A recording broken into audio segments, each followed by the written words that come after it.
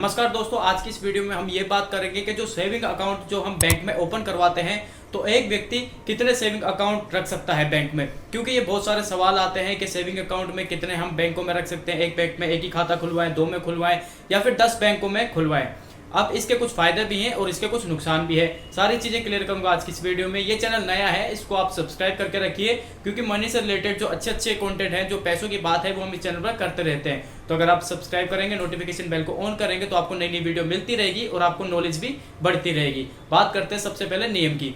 देखिए, गवर्नमेंट का ऐसा कोई नियम नहीं है, मतलब आरबीआई का ऐसा कोई नियम नहीं है, कोई ऐसे लिमिट नहीं है कि भाई आपको इतने ही अकाउंट खुलवाने एप्लीकेबल हैं, यानी कि आप 10 अकाउंट खुलवाइए या फिर 2 ही खुलवाइए। ऐसा कोई पॉलिसी नहीं है। आप चाहे कितने भी अकाउंट खुलवा सकते हैं सेविंग में। आप चाहे तो प्राइवेट बैंक में खुलवा सकते हैं और चाहे तो खुलवा सकते हैं आप गवर्नमेंट में।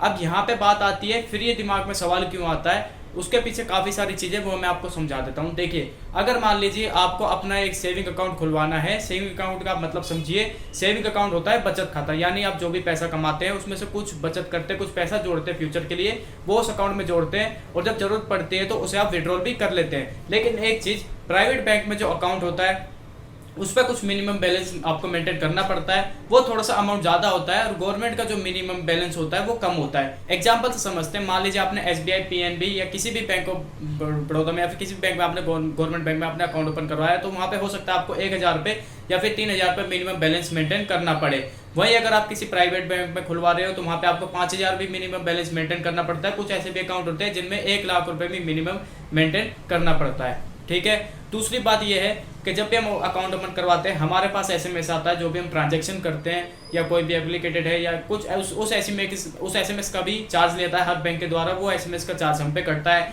तीसरी बात, अगर हम डेबिट कार्ड लेते हैं तो डेबिट का भी कभी हर साल चार्ज लगता है। अब ये 150 रुपये से लेकर 1000 तक 2000 तक भी होता है, डिपेंड करता है आप कौन सा डेबिट कार्ड किस बैंक का यूज कर रहे हैं। तो यहाँ पे अब ये बात आ गई कि भाई पैन कार्ड तो आपको एक ही रहेगा, जो भी एन परमानेंट अकाउंट नंबर। अगर आप 10 अकाउंट भी खुलवाएंगे तब भी सब में सेम अकाउंट पैन नंबर लगेगा। कुल मिला के आप जितने भी कमाई कर रहे हैं, चाहे आप 10 बैंकों में मिलाकर करें, चाहे आप एक बैंक में करें, आपके पैन कार्ड में तो ऐड होती जाएगी, जिससे टोटल इनकम आपकी निकल जाएगी। अब अगर मान लीजिए आपको अकाउंट ओपन करवाने हैं तो उसमें बैंक्स कुछ बेनिफिट्स भी देती है। कैसे बेनिफिट्स देती है? जैसे बहुत सारे प्राइवेट जो बैंक होते हैं वो आपको उसमें इंश्योरेंस दे देगी, या एक्सीडेंट इंश्योरेंस दे देगी, या हेल्थ इंश्योरेंस दे देगी। एवं कुछ ऐसे भी होते हैं जो डेबिट कार्ड के जो होता है उसको एयरपोर्ट के लाउंज आपको फ्री दे देती है, कुछ कैशबैक दे देती है, कुछ रिवॉर्ड्स देती है। मतलब कुछ बैंक आपको बेनिफिट देती है, लेकिन इसके बदले में आपसे क्या लेती है, कुछ चार्ज लेती है। जैसे कि डेबिट कार्ड का चार्ज हो गया, या फिर आपसे एसएमएस का चार्ज हो गया, या फिर और कोई आप सुविधा यूज करते हैं तो उसका वो चार्ज हो गया। इसके अलावा आपको मिनिमम जो बैलेंस है वो भी मेंटेन आपको करना पड़ता है। अच्छा, यहाँ पे एक चीज और है कि अगर आप ज्यादा बैंकों में ज्यादा सेविंग अकाउंट ओपन करवा लेते हैं और बाद में उनको आप मिनिमम बैलेंस जो है मेंटेन नहीं कर पाते, फिर आपको पेनल्टी और चार्ज देना पड़ता है और इसका सीधा असर आपके सिविल स्कोर पर पड़ता है। सिविल स्कोर क्या होता है, नहीं जानते कमेंट में लिखिए, मैं इस पर भी वीडियो बना दूंगा। इसके अलावा अगर आपने ऑलरेडी 8-10 बैंकों में अकाउंट ओपन करवा रखा है तो आप उन्हें बंद भी करवा सकते हैं। उनको आपको डीलिंग करवाना पड़ेगा। आप बैंक ब्रांच में जाइए और एक बैंक अकाउंट क्लोजर फॉर्म भर के दे दीजिए, वो आपका अकाउंट जो है क्लोज कर देंगे। अब यहाँ पे मेरे से आप पूछोगे तो भाई मैं तो कंफ्यूज होऊंगा कि इतने अकाउंट खुलवाएं। तो अगर आप मान लीजिए अगर आप वाईपे में अकाउंट खुलवाना चाहते हो तो आप 2 खुलवा सकते हैं। वैसे तो आप 1 खुलवाएंगे तो भी काम चलेगा, आप 2 खुलवा सकते हैं। भाई एक में पैसा मेरा आएगा, एक में मैं थोड़ा बहुत डाल के खर्चा करता रहूंगा। इस तरीके से साइकोलॉजी आप 2 अकाउंट ओपन करवा सकते हैं। तो आपको मैं यहाँ पे टिप देना चाहूंगा। देखिए, सबसे पहली बात, जितने ज्यादा बैंक में अकाउंट आप ओपन करवाएंगे उन सबका मिनिमम जो बैलेंस है वो आपको मेंटेन करके चलना पड़ेगा। पहली बात तो ये हो गई। और दूसरी, फिर चार्ज आपका बढ़ जाएगा। मान लीजिए 10 बैंक में आपने अकाउंट खुलवाया, मान लीजिए 10 एटीएम आप यूज कर रहे हैं, मान लीजिए उनका जो चार्ज जो होगा वो आपको लगेगा। कुल मिला के आप ये देखिए, अगर मान लीजिए आपको जरूरी है तो आपको 5 बैंकों में 5 अकाउंट चाहिए।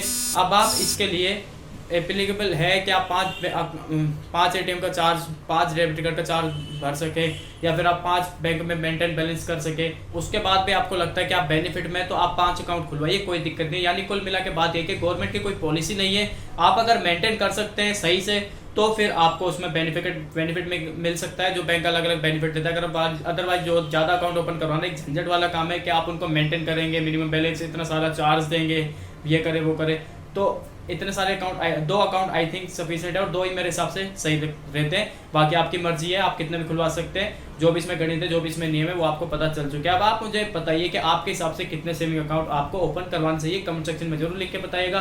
वीडियो को लाइक कर दीजिए, चैनल को सब्सक्राइब कर दीजिए, क्योंकि मनी रिलेटेड पैसों की बात हम इस चैनल पर करते रहते हैं। मैं हूं गुरमीत, मैं मिलता हूं मेरी अगली वीडियो में नए टॉपिक के लिए। तब तक के लिए टेक केयर, बाय बाय।